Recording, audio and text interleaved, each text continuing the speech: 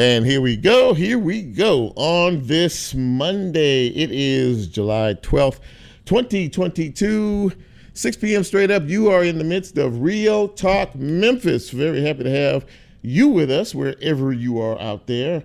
Gang's all here. We're fired up and ready to go. And personally, I am happy to be back in the air chair. It's been a couple of weeks, and I hope that things have gone well for you between the last time and this time. We are corresponding. Is it hot enough for you? That's just a general question. Is it hot enough for you out there? It's I think today is another 100-degree day, if I'm not mistaken. Yesterday was slightly cooler, but the heat pump is back and fired up, and it's going to be another hot week.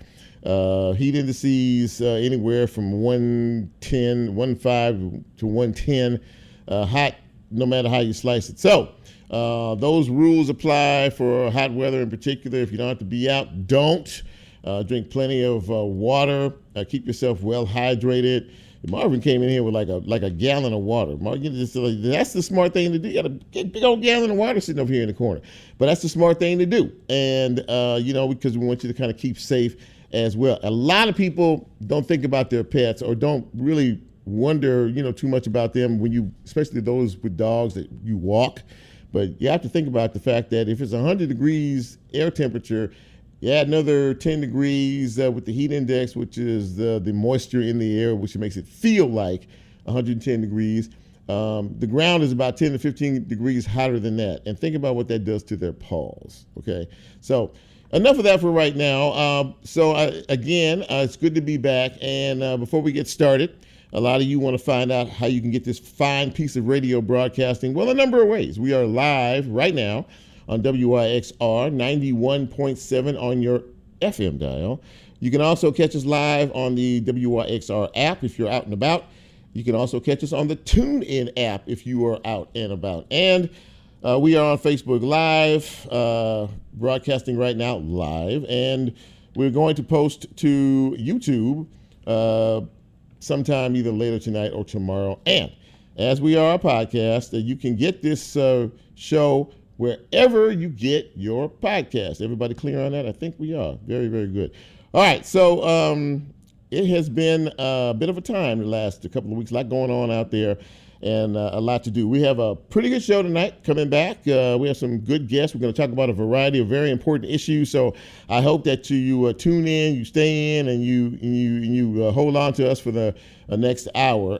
Floyd Bonner, who is the Sheriff of Shelby County, will be joining me in just a few minutes. We have several things we would going to discuss in terms of his thoughts and crime in general and kind of how we look at things moving forward. Melvin Burgess is going to join me a little bit later on. He is the Shelby County Property Assessor. And, a lot of folks are having problems finding affordable housing in and around Shelby County because a lot of outside folks are coming in, investors, and buying up these properties and raising the prices of these properties and making them unaffordable. We're going to talk about that as well. And a little bit later on, Cathy Pope is going to join us again. She is the president and CEO of the Mid-South Food Bank because, as I always say, we need to step outside of ourselves and understand that there's a lot going on out here. A lot of people are affected, especially with the inflation and supply chain issues and high prices in the grocery store, at the gas station. It affects a lot of things. They are responsible for trying to feed so many out there who are in desperate need of food. And they're having some issues as well. We're going to talk to Cathy about that in the second half hour of the broadcast. But first, as we are into July, we always like to celebrate you this time of show. And how do we do that? Well, it's called Birthday Shout Out. If you made another trip around the sun, it's always nice to celebrate that. But we can't do that unless I say, hit it, Lola. Happy birthday!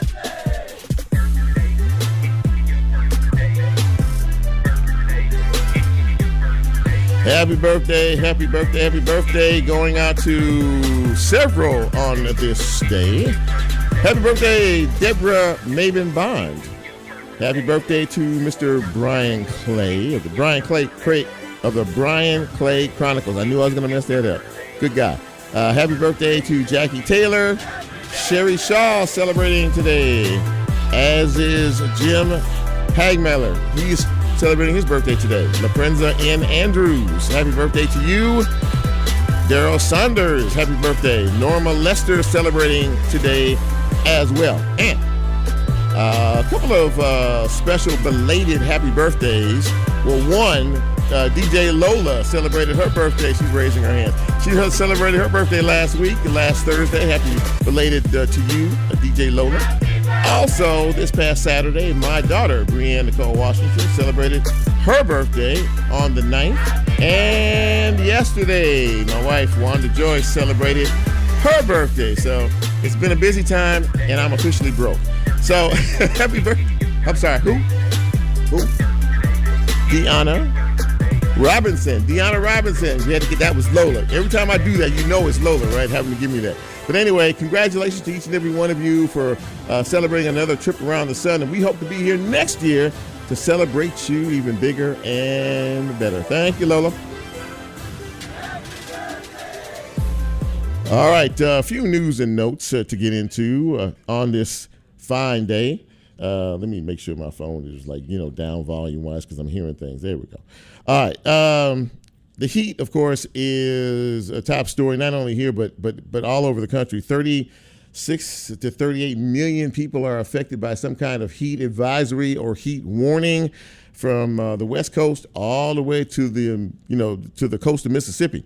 The heat is on. It's no joke. It's very, very serious. A lot of brush fires are breaking out west. Yosemite, the jewel we like to call the Yosemite National Forest, is on fire.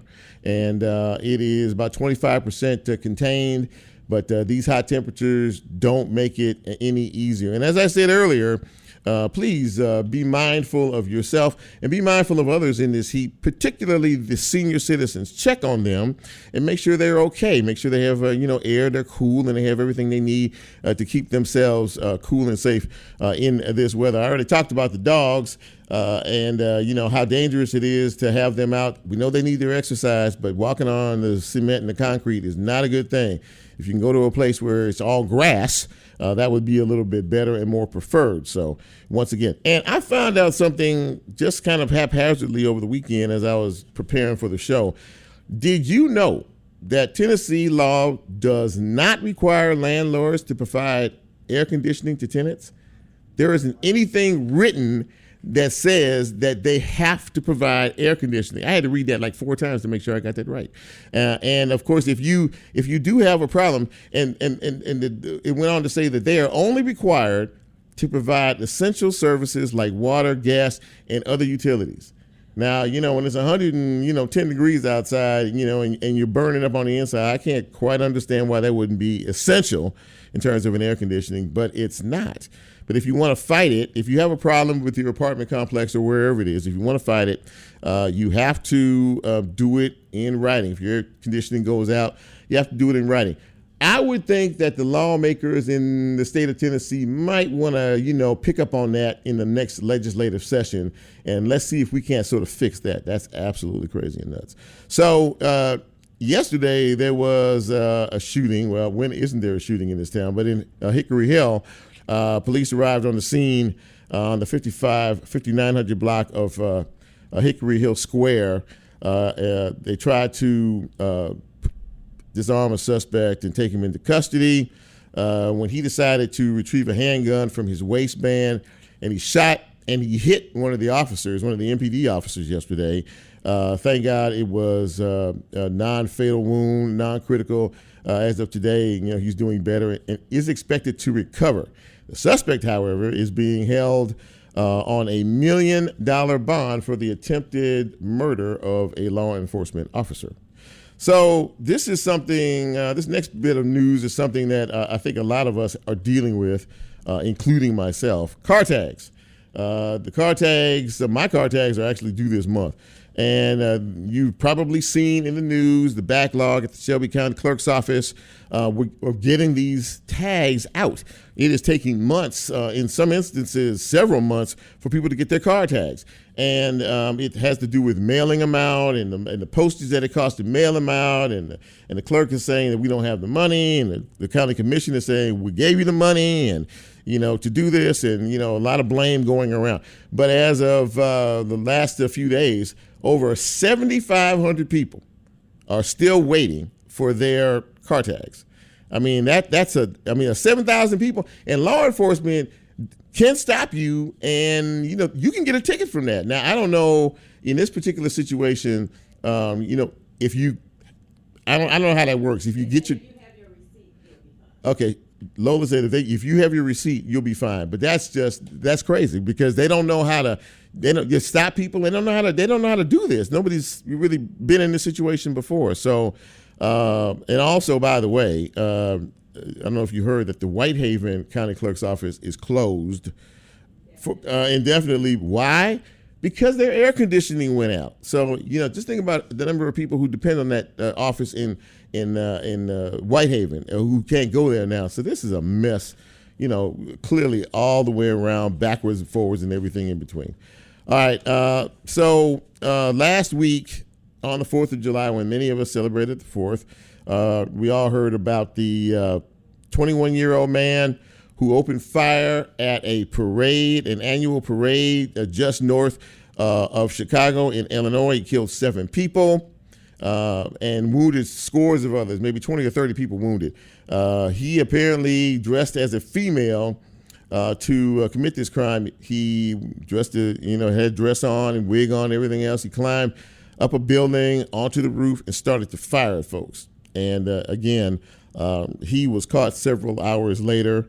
And let's just put it this way. He's 21 years old, and he will never see the light of day outside a prison cell because they are going to do everything they can to throw, multiple books at this fella, for sure.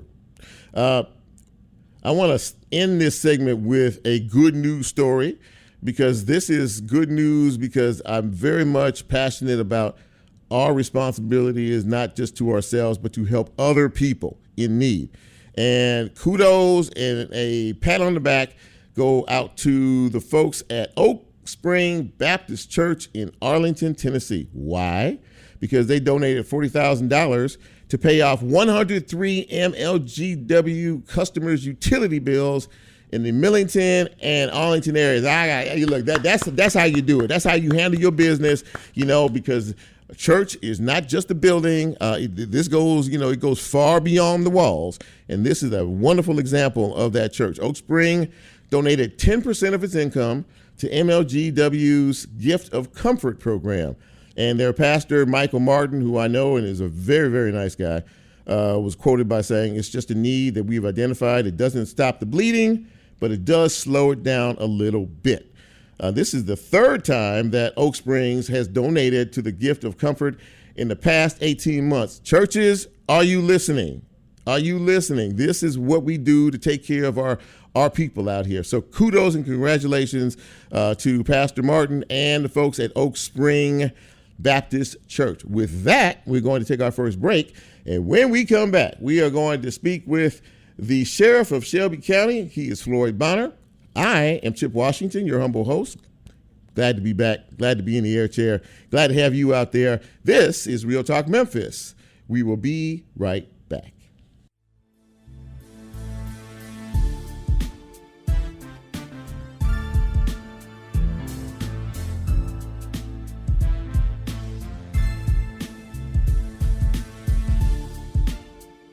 If you like Real Talk, here's a way you can get involved. Do you have a show topic idea or suggestion? Want to be considered a guest or have a guest idea? Then send Chip a message on his Real Talk show page and you can be a part of the Real Talk experience. So as he always says, go out and tell somebody. We'll be right back.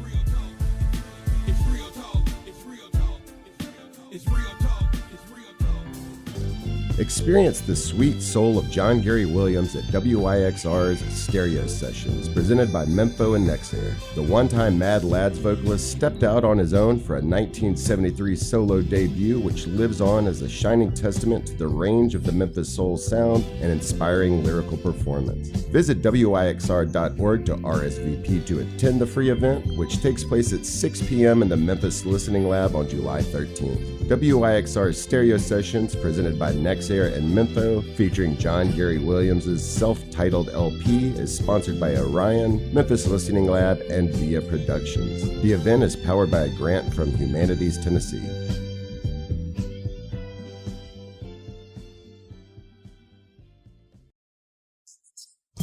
next round of our collaboration beers with Crosstown Brewing Company is ready. Take a walk down the tart end of the street, where soul music meets a fruity and flavorful sour beer with notes of pineapple, peach, and apricot. You can find the beer at grocery stores and other local Crosstown Brewing Company retailers. A portion of the proceeds goes towards helping WYXR and supporting community radio in Memphis. Visit crosstownbeer.com for more information.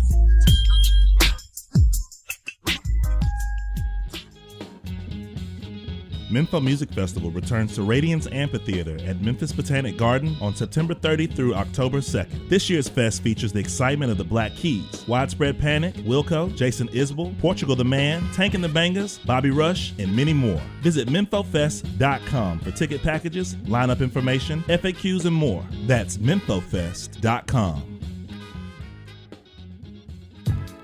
Memphis Listening Lab proudly supports WYXR. They provide a curated collection of music and music history, a forum for music-related talks and performances, and a music education, appreciation, and experimentation space located in Crosstown Concourse. The lab is open Tuesday through Saturdays from 11 a.m. to 5 p.m. You can find out more information on their Instagram page at Memphis Listening Lab or on their website at memphislisteninglab.org. Music meets you wherever you are. A great record finds you, and the trick it pulls off is that it records you. The music always remembers who you were when it first hit you, and for the rest of your natural-born life, wherever you go, music can take you back to whoever you were.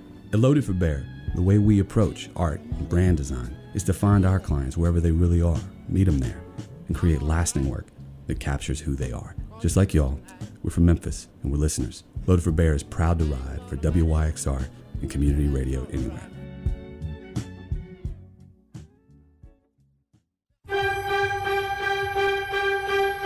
The Orpheum Broadway season presents Lerner and Lowe's My Fair Lady, July 26th through the 31st. From Lincoln Center Theater comes a new revival of the musical, boasting songs as I Could Have Danced All Night, The Rain in Spain, Wouldn't It Be Lovely, and On the Street Where You Live. For more information, visit orpheum-memphis.com.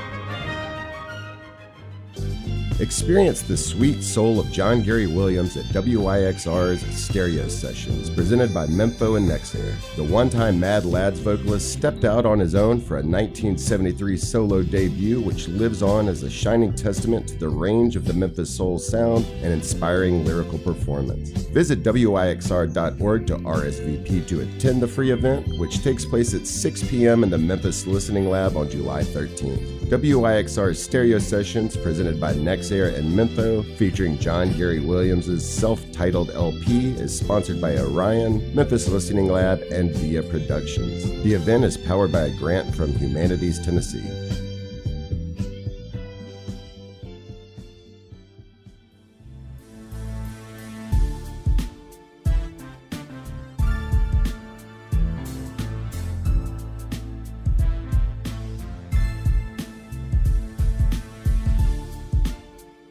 Get Real Talk on the TuneIn mobile app under WYXR, and he's now streaming live on Facebook. And you can also catch a rebroadcast on YouTube. Just put WYXR in the search box and hit subscribe.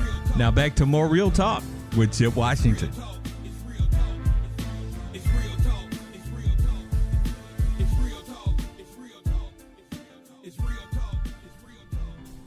And welcome back to Real Talk Memphis on this Monday, July 11th. This is going to be a bit of a challenge because for some reason we can't hear him in the studio, but we'll do it the old-fashioned way. It is very good to have my first guest on the show. He's the leading law enforcement authority in Shelby County, Tennessee. He is Sheriff Floyd Bonner. And Sheriff Bonner, so good to have you on the show tonight. Well, thank you for having me, Chip. And I'm sorry about the technical difficulties all right. here. Hold on just a second, Floyd. Okay. Hold on just a second. Okay, we're going to make this thing work. All right. So, as I said, happy to have you on the show tonight. And there's a few things we want to talk about. But first, you were the first African-American sheriff to be elected in Shelby County. Am I correct in that? Yes, the first elected African-American. That's exactly right. Okay, so and that was back in 2018, and now we are in 2022, and we know what's going on this year. But I want to talk to you about a few serious topics as pertains to crime. You know, we all know that it has escalated in our city, in our county. It has become a very much of a challenge for law enforcement agencies, not only here but all over. I know you pretty well, and I know you're a stickler for always looking ahead, trying to see what's down the road. But in terms of one thing in particular that was fairly contentious for a while, but I know you were supportive of it, as was the district attorney, and that is the truth in sentencing that is now law. First of all, for folks who don't know what that is, please explain to our listeners what that is and what it entails.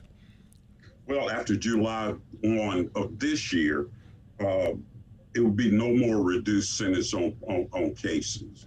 If you go through the truth in sentencing, if you go down that road, then you're going to do all of your time. But I think the misconception of what people are thinking, or maybe lack of knowing, is that does not mean every single crime that occurs or a person commits. This is kind of reserved for the worst of the worst. Okay. If you're an egregious offender and your record is really, really bad, then that's when truth in sentencing will kick in. So there's a lot of crimes that truth in sentencing does not play a part in, because, and let me say this also, this passed with bipartisan support from even the representatives here in Shelby County. And because I was a little slow with truth in sentencing until I really got down into the meat and potatoes of it and trying to figure out, okay, because Chip, what I did not want to see is, I didn't want to see a 16-year-old, even though it might be a murder charge, but I don't want to see a 16-year-old get 40 years and have to do 40 years. And that's where I was concerned about that our juveniles would not take into account that they were juveniles. So that's not the case with this. So, in talking about that, we're seeing major crimes committed by younger and younger people. I mean, teens, 12, 13, 14 years old, committing major crimes, including murder. And that's an interesting thing that you just said. A lot of people also talk about the fact it's got nothing to do with law enforcement, but that the Shelby County Jail, which you oversee, isn't really a detriment, particularly to these young folks. And first of all, do you see that as the case? And second of all, what can be done, if anything, to act as a deterrent for these young folks committing these major crimes? Well, Shelby County Jail is we're a pre-trial facility. Right. In other words, when you get arrested, you come there, you either make bond or you get out, or you stay until you get your time, go to court, or is you're exonerated, if you will. So we're a pre-trial facility. We're not like the penal farm, the federal prison, or some of the other prisons that are here in the local area. So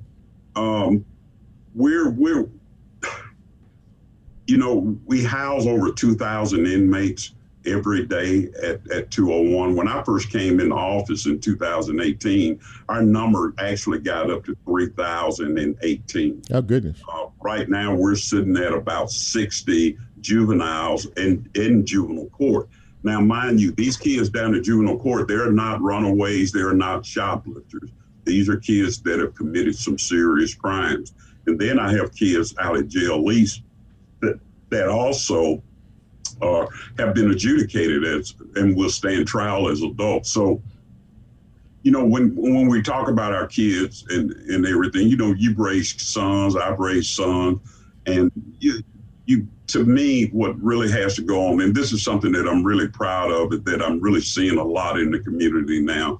There is a lot of help out there for single parents and moms, dads that need that extra help, that role model, if you will. Talking to a young man that was incarcerated in my jail, and him telling me that, he had no one positive in his life. Right. But we're starting to see a really, really big uptick with the churches, with nonprofits. There are things out there for parents now to get help with their children, but you got to know where to go get the help at. So we're really excited. I think we can turn this thing around. I know we can turn it around, but we're going to have to take a holistic approach. It's going to have to be everybody in the community. If you're just joining us, we are speaking with Shelby County Sheriff Floyd Bonner. And Sheriff Bonner, that was very interesting that point you just made in talking about the inclusion of all to help some of these folks who really need the attention, and the help.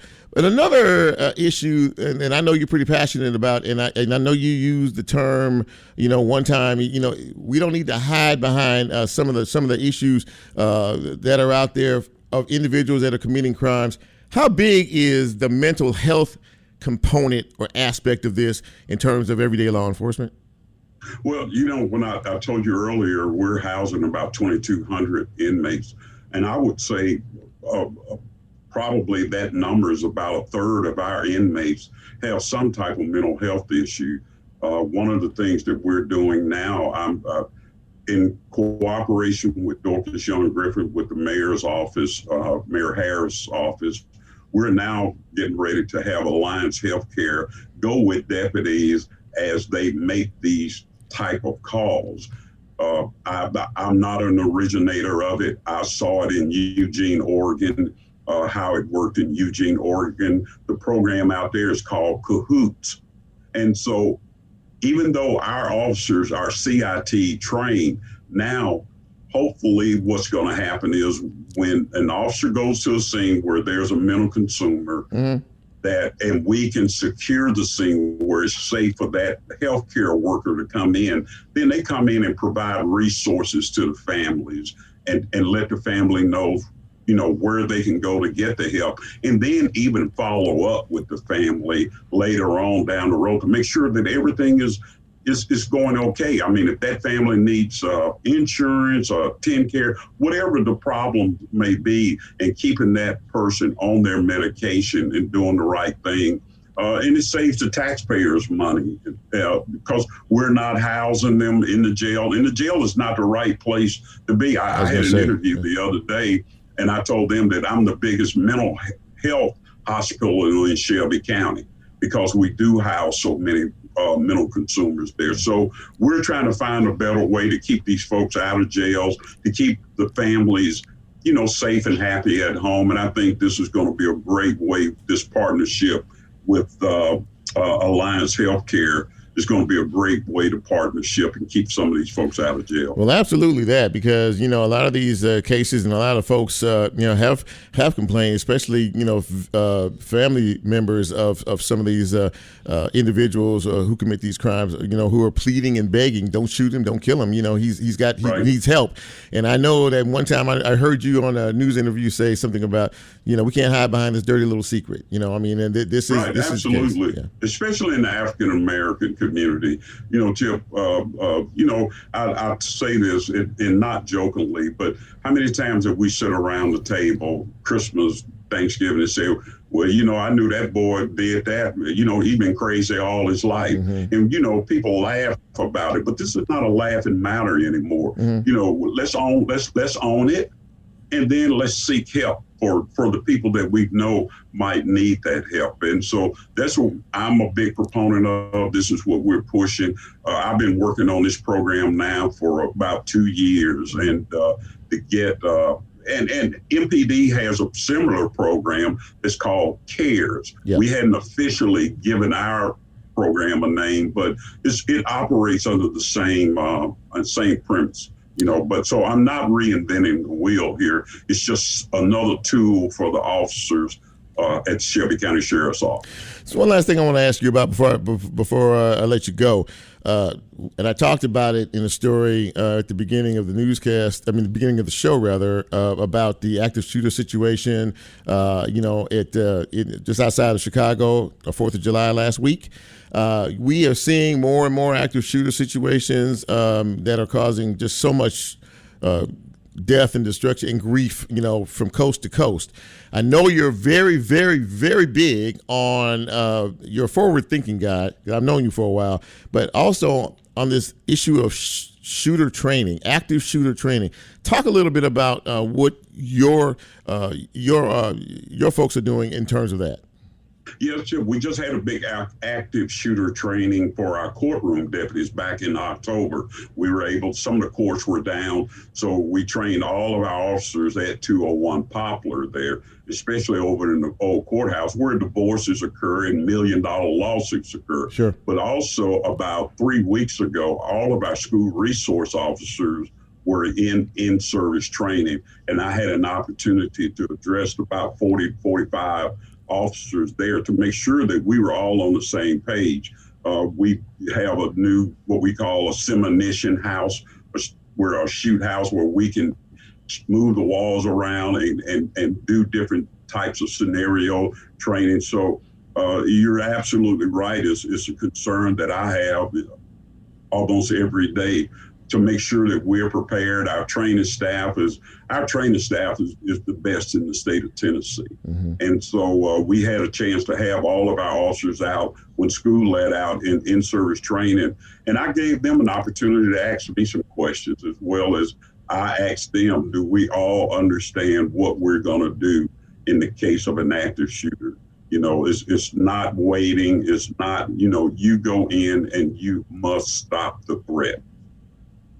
Well, it is programs like this and initiatives like this, that may come in handy. We pray that we don't have to deal with it. I know a former colleague of ours, Dale Lane out in Collierville, had to deal with that. And, you just never know from the time you lay your head down at night what's going to happen the next morning.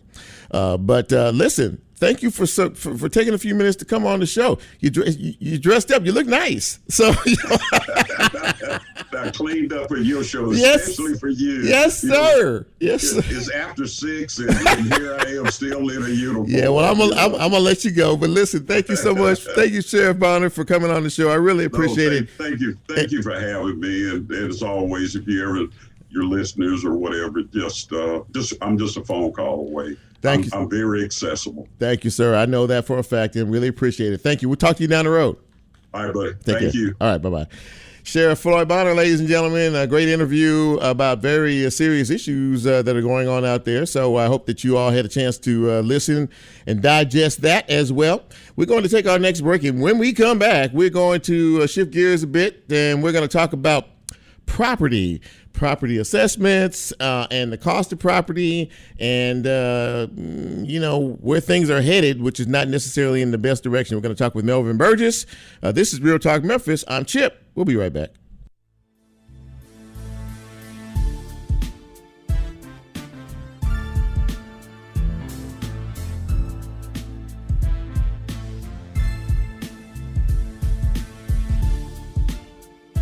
If you like Real Talk, here's a way you can get involved. Do you have a show topic idea or suggestion? Want to be considered a guest or have a guest idea? Then send Chip a message on his Real Talk show page and you can be a part of the Real Talk experience. So as he always says, go out and tell somebody. We'll be right back.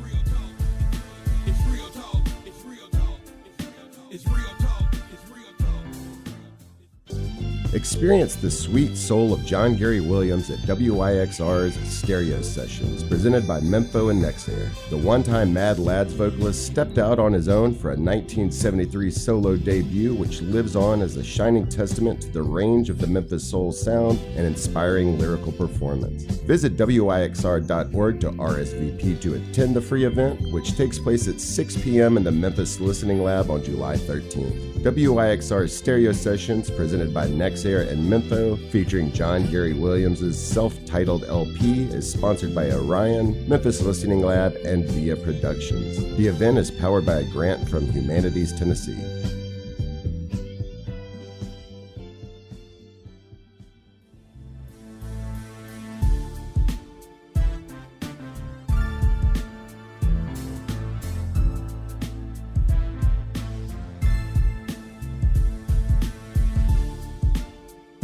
Get Real Talk on the TuneIn mobile app under WYXR, and he's now streaming live on Facebook. And you can also catch a rebroadcast on YouTube. Just put WYXR in the search box and hit subscribe. Now back to more Real Talk with Chip Washington.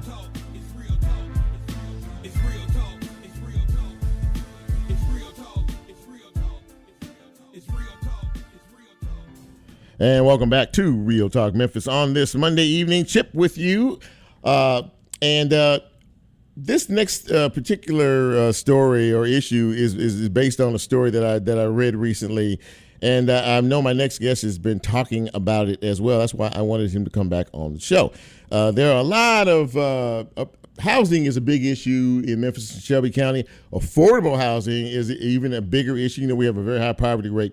But it seems as if a lot of outside investors are coming into Shelby County, buying up property, fixing it up, and basically, making it unaffordable for people who live here to rent or otherwise. So to break all this down, I wanted to have my next guest on. He is the Shelby County property assessor.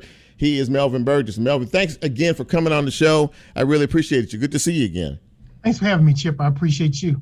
So you've been talking about this issue of affordability in terms of housing locally for a while now, and I know that you raised the flag of concern about some of these outside investors. So kind of break down what is going on here in terms of this and how it is affecting us locally. Okay, first of all, thanks for having me. And second is that, it's my job. I took the oath, Chip, to, of course, assess all properties here in Shelby County, as well as anytime I see a red flag or anything I see that's not usual for our typical home buyer that's going to change a community, I got to sound off. And right now, and what's happening, Chip, is, like you said earlier, is that a lot of investors are coming in. I'm not against the investors coming in, but we got to put a halt.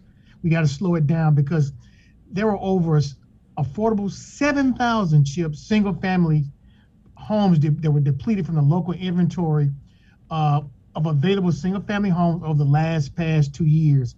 And at that rate, Chip, many of our more traditional and historic neighborhoods within the I-240 loop, they're going to become rental properties, rental communities. Oh my! And there's a direct relationship between a saturation of rentals in the community and the rising crime rates in areas like your Cordova, Southeast Memphis, and Whitehaven. Yeah. So we see that there's a lot of activity, and it needs to be slowed down. And I'm just alarming, our leaders that let's come together, let's come up with a plan, but we got to slow this down because just like you said earlier. What inventory is going to be left for our kids who are either here now, who want to come back home and want to try to get a home? Well, guess what? What about that renter who's renting a home now, and the landlord has sold his home or his apartment or whatever to an investor, and they've gone up on the rent, and guess what? They're out in the cold.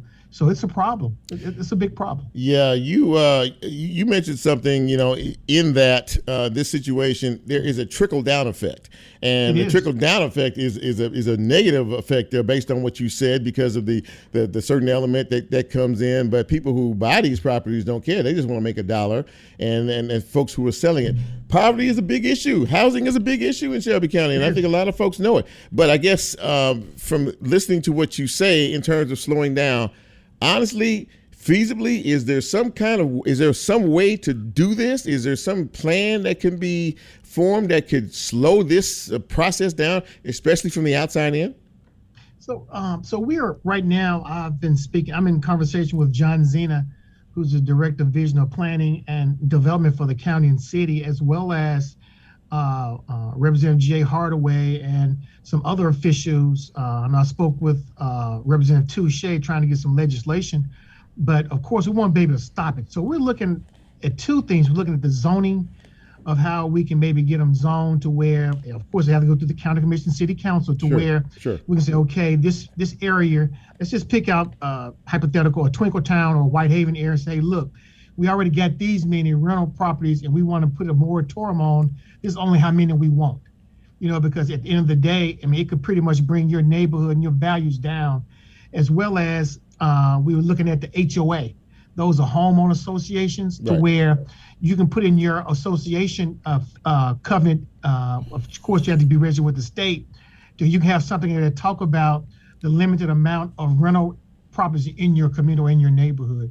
So those are two avenues that we're looking at to see what we can do, as well as I was on the phone with a guy in Minnesota, and I hadn't gotten back with him, but he was telling me what Minnesota did to slow theirs down. But if we don't slow this down, it's going to really explode on us here in Shelby County. And really, Chip, the reason they have chosen Shelby County because the cost of living here is cheap. That's why it's happening all over the country, but they have eyed in on Shelby County because they can go into some of our distressed neighborhoods like your Orange Mound and your New Chicago areas, those areas that are really in distress, and they can buy up these properties. We got a question from a listener in reference to you coming on the show, and I think we may have addressed it, but the question was to ask, what can nice neighborhoods do to prevent these investors from buying up properties and selling to persons who have or have little or no pride or interest in their properties, which basically kind of you address that. They come in and they price them up, they fix them up, and they price them up so high that all you have left is people who may not have that type of pride in their neighborhoods and communities. Am I on the right track with that? Oh, no doubt about it. We all know at the end of the day, a renter does not have a pride to stay in the community and a homeowner would.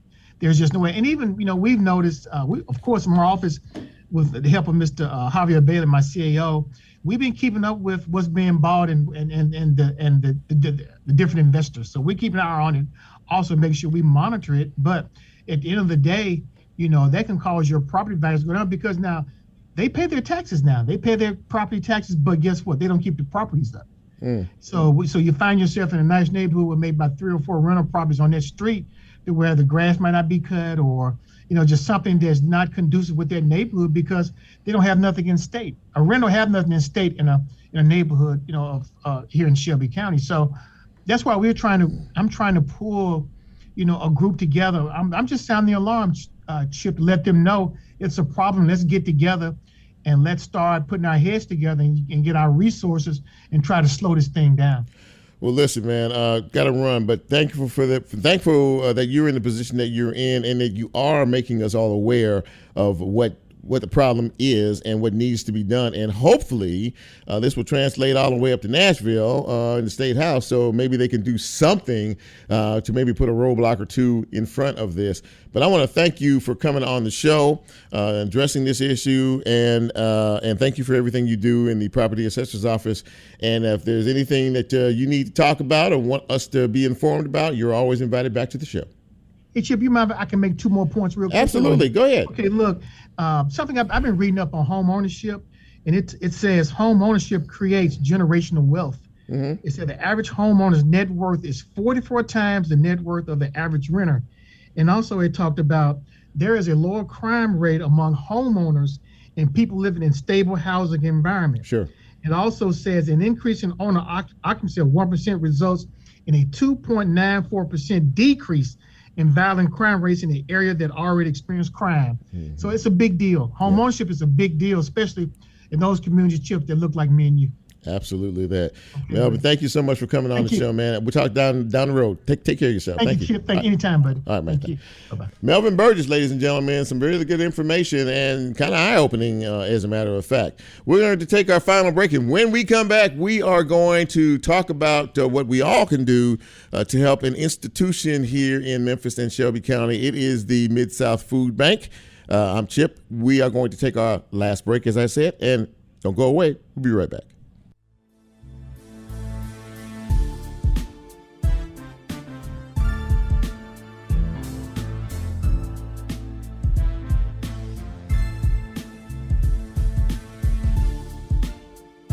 If you like real talk, here's a way you can get involved. Do you have a show topic idea or suggestion? Want to be considered a guest or have a guest idea? Then send Chip a message on his Real Talk show page and you can be a part of the Real Talk experience. So as he always says, go out and tell somebody. We'll be right back.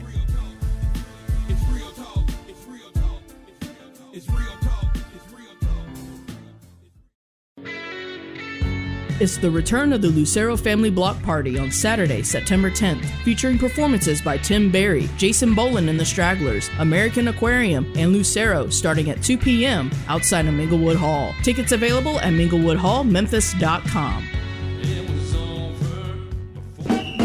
Orion believes communities work best when they work together. They have been a trusted financial partner in our community for more than 60 years and are committed to giving back in the neighborhoods they serve. You can see how they're redefining banking at orionfcu.com.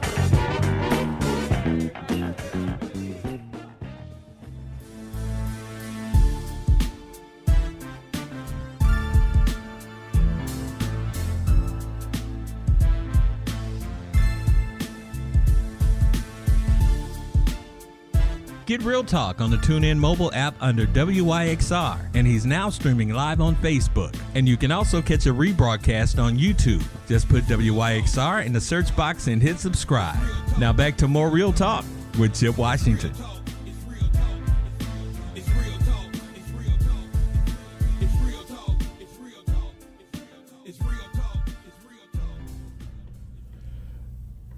Welcome back to Real Talk Memphis on this Monday. Chip here. And, we talked at the beginning of the broadcast about how important it is to become less selfish and more selfless. And I can't think of a better organization that does that than the Mid-South Food Bank. But before I bring in my guest, we're all affected by the economy in one way or another.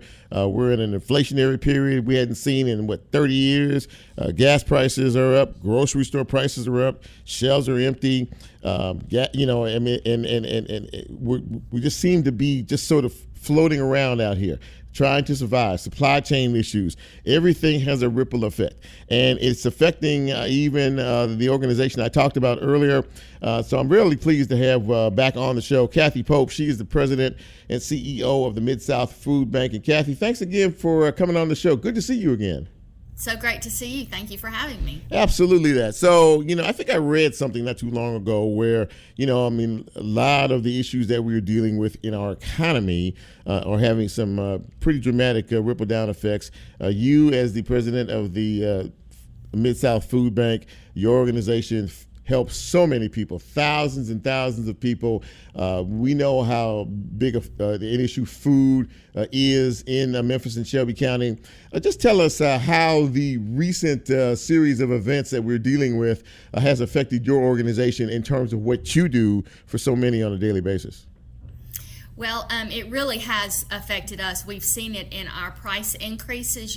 Chip, we order a lot of food. Right. We order a whole tractor trailer full of green beans or corn or whatever we need to make sure that our partner agencies have the food they need. So when our local families are coming to that local agency, that partner has food to feed them. Right. So we do put a lot of food orders in the queue, and a couple of things we're noticing. The prices on the truckload of food that we're ordering is going up 30% over the last 3 months. Mm-hmm. The transportation cost has gone up 35%. Wow. We are struggling, just a little bit. We have to work a lot harder to figure out what food we can order. We get 3 bids on everything we order. We want to be very, very wise with our money.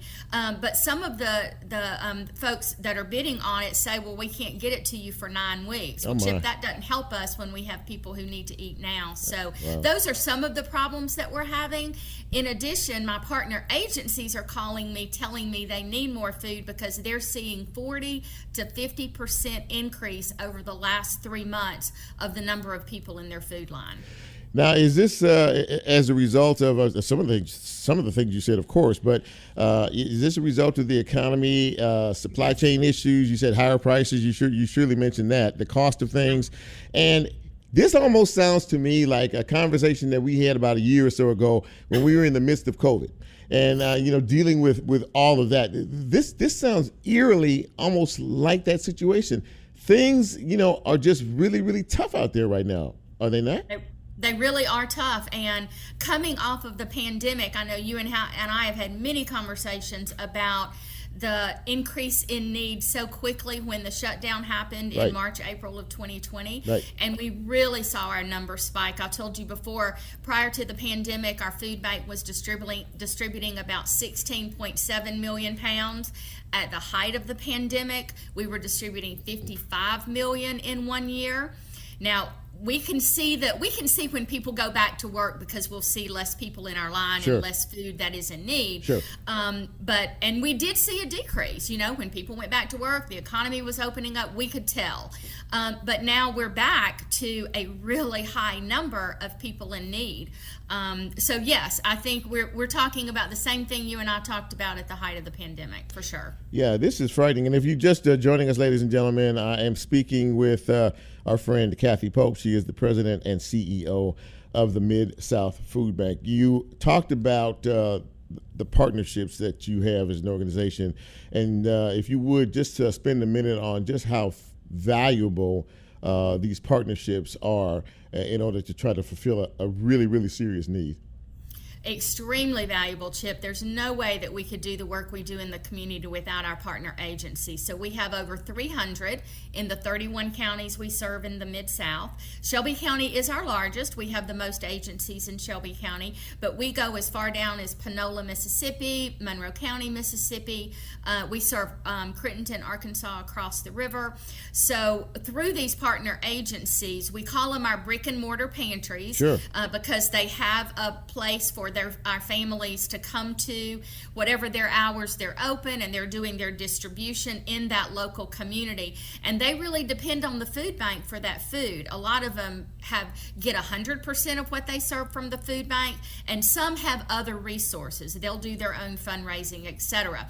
But during the pandemic, because the need was so great, we had a lot of other new partners call us, and they're like, we want to help, what can we do? Sure. And we trained them in running our mobile pantry distribution. So if you've seen long car lines, which I know that all of us have, Yeah. at some of these distributions, some of them may not even have a brick and mortar building to serve from. They're only doing mobile distributions, but it really has been the workhorse to get all of that additional food out to those in need quickly. Yeah, I've seen that, and a lot of places around town, not even buildings, but I mean the lines of people who desperately need food and to survive and to take care of their children and their families.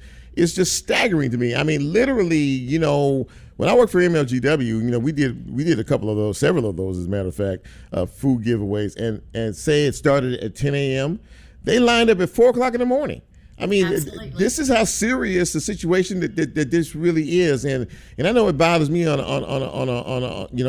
a daily basis, and that's why I've always been so strong to advocate organizations like what you do. I think is God's work.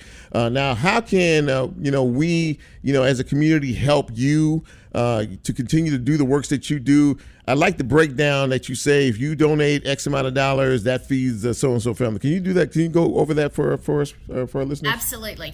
Because, Chip, we get food from a lot of different resources. I spoke of, yes, we purchase food. We get USDA commodities still. Yeah. Mm-hmm. We have donated food because we're still picking up at our retail stores. But I will tell you that is less quantity than we've ever seen before, because they don't really have that excess. Sure. They're struggling as well to fill the shelves. Mm-hmm. So, but once we get all those resources together, we're able to stretch your $10 and turn it into 30 meals for families who need food. There So you go. I think we're very wise with our money. We really use our resources well. I do want to mention that MLGW is still great partners of ours. Excellent. They still do great distributions in the community. Excellent. So a couple of ways that people can get involved. Right now, the need is so great, and I'll be honest, we really don't see that lightening up anytime soon. So we're really gearing up to get those food orders in the queue to make sure we have food for our families. Sure.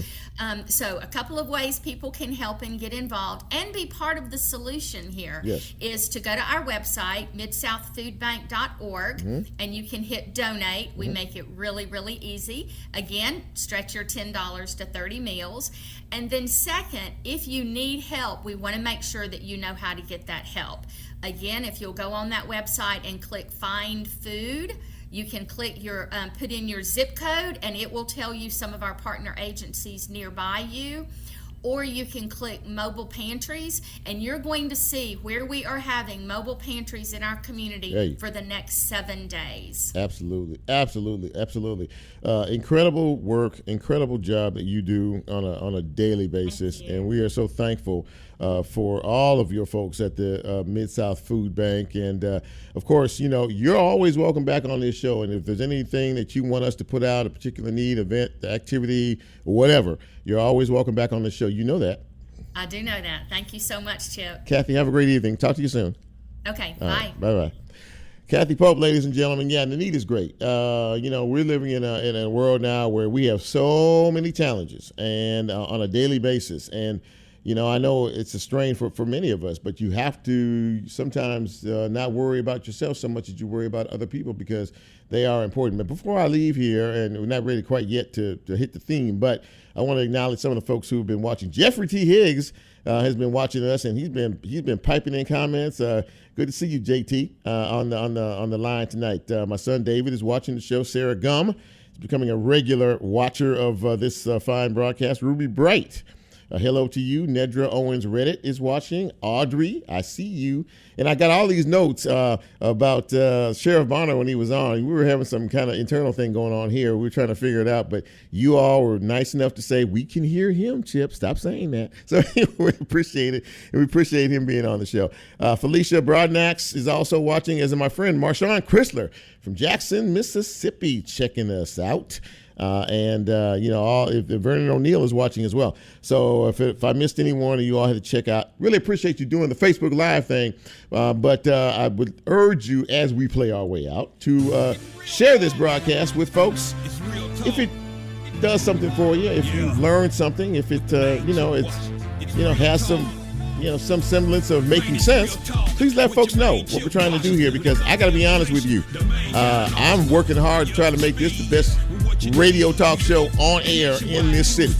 We are a podcast, so you can always hear us after the show is posted on Tuesday on podcast platforms from coast to coast. We need to spread the word and talk about some of the things that are going on in our city, because, the more we contribute to all of what's going on around here, the more of a force we can be for change, which is what it's all about. So for all of us here, Lola, and for Nicole, and for Marvin, you don't know Marvin, I hadn't formally introduced him yet, but he's still on the training list, but we may get him out here soon. But in any event, thank you all for listening and being a part of the Real Talk experience. I invite you to go to the Real Talk radio show fans page and check it out as well. So in the meantime and between time, be safe, be careful out there, stay cool in that heat, and watch your elderly and watch your pets. So if the Lord says so, we'll be back here next week, same time, same station, try to do it all over again.